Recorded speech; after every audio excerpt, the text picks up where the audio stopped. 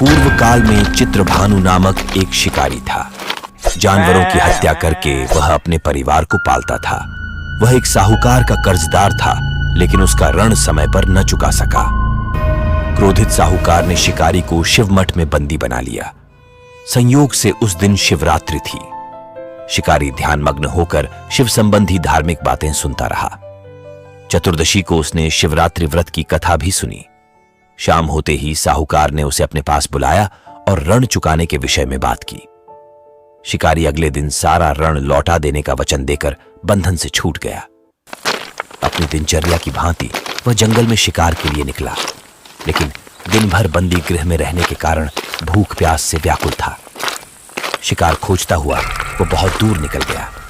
जब अंधकार हो गया तो उसने विचार किया कि रात जंगल में ही बितानी पड़ेगी। वह वन में तालाब के किनारे एक बेल के पेड़ पर चढ़कर रात बीतने का इंतजार करने लगा। बिल्व वृक्ष के नीचे शिवलिंग था जो बिल्व पत्रों से ढंका हुआ था। शिकारी को उसका पता न चला। पड़ाव बनाते समय उसने जो टहनियां तोड़ी वे संयोग से शिवलिंग पर गिरती चली गई। इस प्रकार दिन भर भूखे प्यासे शिकारी का व्रत भी हो गया और शिवलिंग पर बिल्वपत्र भी चढ़ गए। एक पहर रात्रि बीत जाने पर एक गर्भिणी हिरणी तालाब पर पानी पीने पहुंची। शिकारी ने धनुष पर तीर चढ़ाकर ज्यों ही प्रत्यंचा खींची, हिरणी बोली, मैं गर्भिणी हूं, शीघ्र ही प्रसव करूंगी। तुम एक साथ दो जीवों की हत्या करोगे, जो ठीक नहीं है। मैं बच्चे को जन्म देकर शीघ्र ही तुम्हारे समक्ष प्रस्तुत हो जाऊंगी, तब मार लेना। शिकारी ने प्रत्यंचा ढीली कर दी और हिरणी जंगली झाड़ियों में लुप्त हो गई। प्रत्यंचा चढ़ाने तथा ढीली करने के वक्त कुछ बिल्वपत्र अनायास ही टूटकर शिवलिंग पर गिर गए। इस प्रकार उससे अनजाने में ही प्रथम प्रहर का पूजन भी संपन्न हो गया। कुछ ही देर बाद एक और हिरणी उधर से निकली। शिकारी की प्रसन्नता का ठिकाना न रहा। समीप आने पर उसने धनुष पर बाण चढ़ाया। तब उसे देख हिरणी ने विनम्रतापूर्वक निवेदन किया, हे शिकारी, मैं थोड़ी देर पहले ऋतु से निवृत्त हुई हूं, कामातुर विरहिणी हूं, अपने प्रिय की खोज में भटक रही हूं। मैं अपने पति से मिलकर शीघ्र ही तुम्हारे पास आ जाऊंगी। शिकारी ने उसे भी जाने दिया। 2 बार शिकार को खोकर उसका माथा ठनका। वह चिंता में पड़ गया। रात्रि का आखिरी पहर बीत रहा था। इस बार भी धनुष से लगकर कुछ बेलपत्र शिवलिंग पर जा गिरे तथा दूसरे प्रहर की पूजन भी संपन्न हो गई। तभी एक अन्य हिरणी अपने बच्चों के साथ उधर से निकली। शिकारी के लिए यह स्वर्णिम अवसर था। उसने धनुष पर तीर चढ़ाने में देर नहीं लगाई। वह तीर छोड़ने ही वाला था कि हिरणी बोली, हे शिकारी, मैं इन बच्चों को इनके पिता के हवाले करके लौट आऊंगी। इस समय मुझे मत मारो। शिकारी हंसा और बोला, सामने आए शिकार को छोड़ दूं, मैं ऐसा मूर्ख नहीं। इससे पहले मैं 2 बार अपना शिकार खो चुका हूं। मेरे बच्चे भूख प्यास से व्यग्र हो रहे होंगे। उत्तर में हिरणी ने फिर कहा, जैसे तुम्हें अपने बच्चों की ममता सता रही है, ठीक वैसे ही मुझे भी। हे शिकारी, मेरा विश्वास करो, मैं इन्हें इनके पिता के पास छोड़कर तुरंत लौटने की प्रतिज्ञा करती हूं। हिरणी का दीन स्वर सुनकर शिकारी को उस पर दया आ गई। उसने उस मृगी को भी जाने दिया। शिकार के अभाव में तथा भूख प्यास से व्याकुल शिकारी अनजाने में ही बेल वृक्ष पर बैठा बेलपत्र तोड़ तोड़ कर नीचे फेंकता जा रहा था। पौ फटने को हुई तो एक हृष्टपुष्ट मृग उसी रास्ते पर आया। शिकारी ने सोच लिया कि इसका शिकार वह अवश्य करेगा।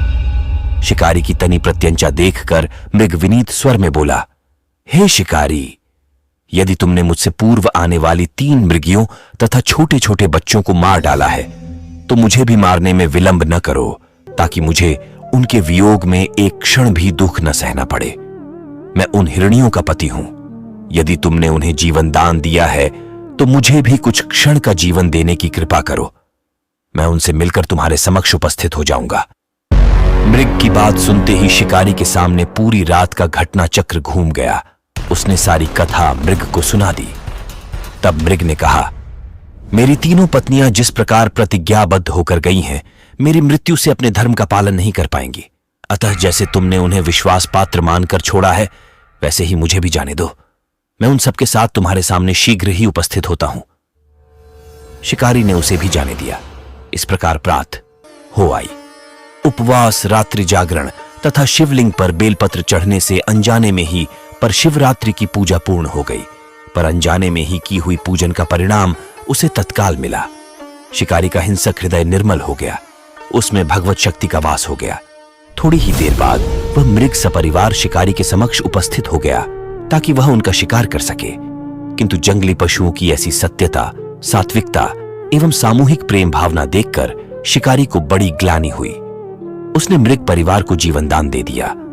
अनजाने में शिवरात्रि के व्रत का पालन करने पर भी शिकारी को मोक्ष की प्राप्ति हुई।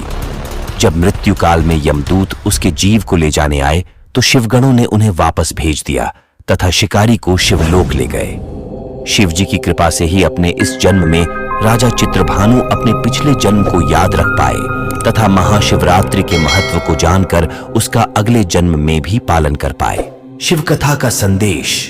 शिकारी की कथानुसार महादेव तो अनजाने में किए गए व्रत का भी फल दे देते हैं, पर वास्तव में महादेव शिकारी की दया भाव से प्रसन्न हुए। अपने परिवार के कष्ट का ध्यान होते हुए भी शिकारी ने मृग परिवार को जाने दिया। यह करुणा ही वस्तुत उस शिकारी को उन पंडित एवं पुजारियों से उत्कृष्ट बना देती है जो कि सिर्फ रात्रि जागरण, उपवास एवं दूध, दही एवं बेल पत्र आदि द्वारा शिव को प्रसन्न कर लेना चाहते हैं। इस कथा में सबसे महत्वपूर्ण बात यह है कि इस कथा में अनजाने में हुए पूजन पर विशेष बल दिया गया है। इसका अर्थ यह नहीं है कि शिव किसी भी प्रकार से किए गए पूजन को स्वीकार कर लेते हैं अथवा भोलेनाथ जाने या अनजाने में हुए पूजन में भेद नहीं कर सकते हैं। वास्तव में वह शिकारी शिव पूजन नहीं कर रहा था। इसका अर्थ यह भी हुआ कि वह किसी तरह के किसी फल की कामना भी नहीं कर रहा था। उसने मृग परिवार को समय एवं जीवन दान दिया जो कि शिव पूजन के समान है। शिव का अर्थ ही कल्याण होता है। उन निरीह प्राणियों का कल्याण करने के कारण ही वह शिव तत्व को जान पाया तथा उसका शिव से साक्षात्कार हुआ। परोपकार करने के लिए महाशिवरात्रि का दिवस होना भी आवश्यक नहीं है। पुराण में 4 प्रकार के शिवरात्रि पूजन का वर्णन है। मासिक शिवरात्रि, प्रथम आदि शिवरात्रि तथा महाशिवरात्रि। पुराण वर्णित अंतिम शिवरात्रि है नित्य शिवरात्रि। वस्तुत प्रत्येक रात्रि ही शिवरात्रि है अगर हम उन परम कल्याणकारी आशुतोष भगवान में स्वयं को लीन कर दें तथा कल्याण मार्ग का अनुसरण करें। वही शिवरात्रि का सच्चा व्रत है। जय जय महादेव।